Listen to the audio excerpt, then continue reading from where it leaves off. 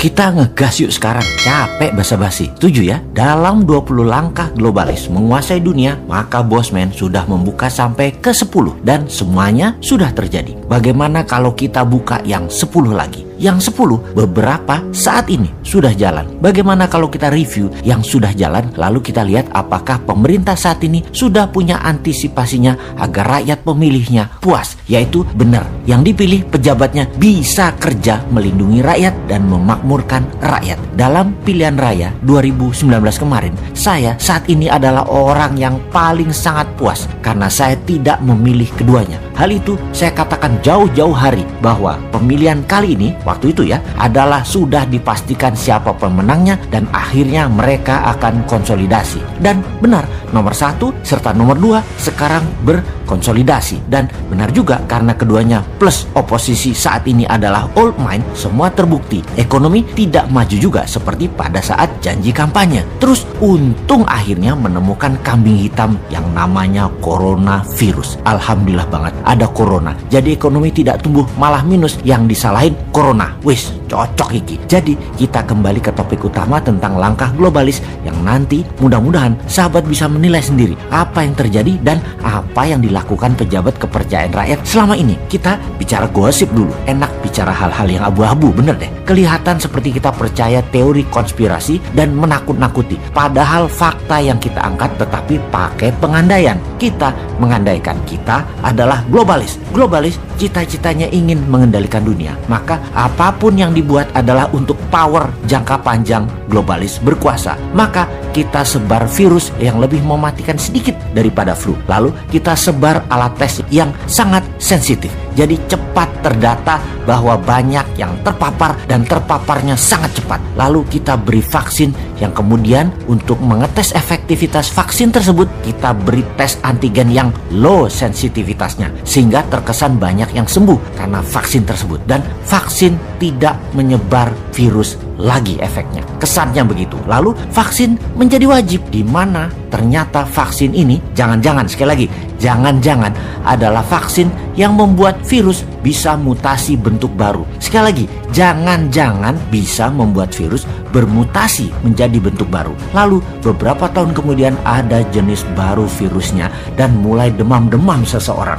Flu, sesak, batuk, lalu datang ke dunia kedokteran. Oh, itu virus baru, kata dokter tersebut. Anda harus divaksin anu. Kemudian vaksin baru ini membuat virus mutasi jenis baru yang beberapa tahun kemudian akan bereaksi lagi dan keluhan lagi baru dan vaksin baru lagi, disuntik lagi ke tubuh pasien. Bolak-balik begitu 3 tahun. Jadi seseorang yang dapat vaksin itu seakan-akan tubuhnya terus menjadi alat mutasi dan vaksin tersebut udah ada solusinya. Pokoknya nggak akan mati, cuma lu bayar gitu aja. Gitu aja terus. Sekali lagi, Anda nggak akan mati, tetapi bayar iya. Dunia farmasi memang begitu. Manusia tidak disembuhkan penyakitnya, hanya dihilangkan sakitnya agar terus obat lagi, obat lagi, obat lagi. Jahat ya globalis itu. Terus sontoloyo banget ya informasi Bosman kali ini. Ya memang begitu. Ini sekali lagi, jangan-jangan loh ya, mungkin bisa. Ingat, berkali-kali kalimat itu diucapkan, yaitu jangan-jangan dan mungkin bisa. Jadi apa saran Bosman? Ya, pakai vaksin bukan dari bagian rencana globalis seperti vaksin Nusantara. Itu kalau pemerintah saat ini paham bernegara ala kekinian. Sekali lagi, pakai vaksin Nusantara. Pokoknya pakai vaksin bukan bagian dari rencana globalis. Dah itu aja. Jadi pejabatnya harus bukan agen kepentingan globalis, tetapi memang pro rakyat. Kalau sekarang pejabatnya cepat sekali actionnya dan terlihat memang jadi agen globalis kelihatannya. Kebijakan dan keputusannya kecenderung pro globalis. Itulah langkah ke-11 dari globalis, di mana langkah berikutnya ketika vaksin sudah disebar, virus corona terlihat tertaklukkan. Dunia farmasi akan terus memanen cuan untuk periode panjang virus corona yang berlapis tadi. Ya, jadi kemudian seperti flu, manusia akan selamanya bermasker sampai vaksin masuk ke tubuhnya dan vaksin-vaksin serial berikutnya ngantri disuntikkan, dan itu menanti cerita panjang. Mulailah apa yang diceritakan Bosman akan HARP atau HARPS sejenisnya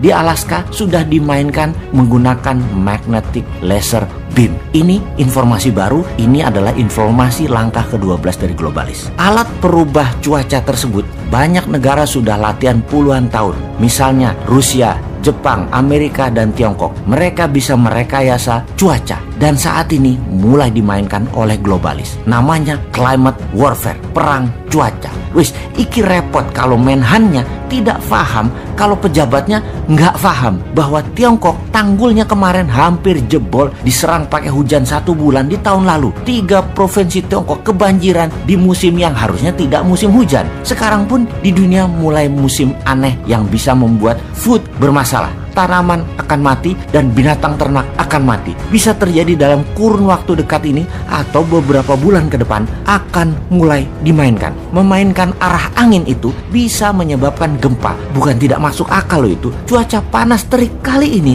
dan hujan serta dingin berlebihan mengacaukan food supply, di mana artificial food akan menggantikan semuanya. Siapa raja artificial food ini? Ya nggak salah. Siapa lagi? Ya globalis, yang salah satunya adalah Bill Gates. Mulai paham? Setelah vaksin, biological warfare. Perang apa lagi yang akan terjadi? Benar, climate warfare. Nah, jadi mulai paham kenapa New Mind bilang akan membuat Kementerian Peperangan, Ministry of War. Tuh bener deh, 2024 lama banget dan rindu akan masa depan nih gua nih. Aduh.